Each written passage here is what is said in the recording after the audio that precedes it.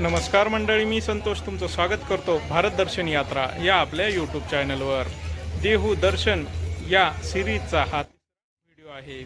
आता मी या व्हिडिओमध्ये तुम्हाला श्री संत तुकाराम महाराज यांचे जन्मस्थान वाडा दाखवणार आहे।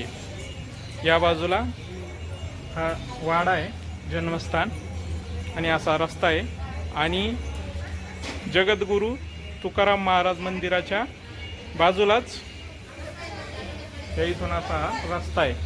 तर चला तर आता आपण तिकडे जाऊयात।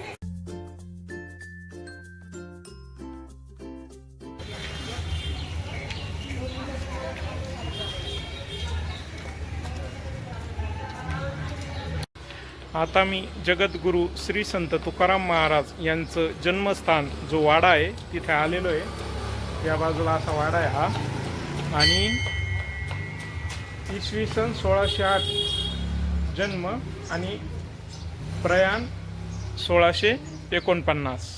तर चला तर आता आपण मंदिरात जाऊयात।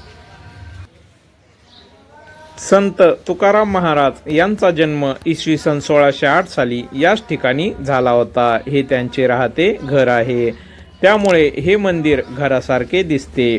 सध्याचे बांधकाम हे नंतरच्या काळातील असून तरी जुन्या पद्धतीचे आहे। आता मी या वाड्यामध्ये आलेलो आहे। इथं सभामंडप आहे, लाकडी सभामंडप आहे, जुना आहे, पुरातन, आणि या बाजूला मंदिर आहे।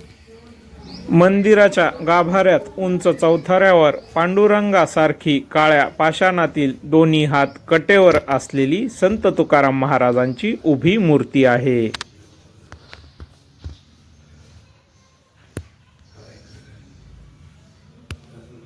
सभा मंडपावर संत ज्ञानेश्वर महाराज, संत तुकाराम महाराज, संत एकनाथ महाराज आणि संत बहिणाबाई यांचे फोटो आहेत।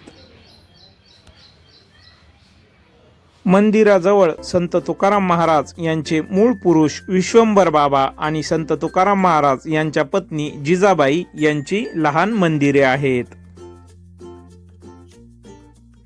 या व्हिडिओला लाईक करा आणि जास्तीत जास्त व्हॉट्सअप ग्रुपवर शेअर करा। शेअर केल्यामुळे इतरांनाही या ठिकाणाची माहिती होईल आणि दर्शन घडेल। तुम्ही जर देहूला कधी आलात तर या मंदिरालाही अवश्य भेट द्या।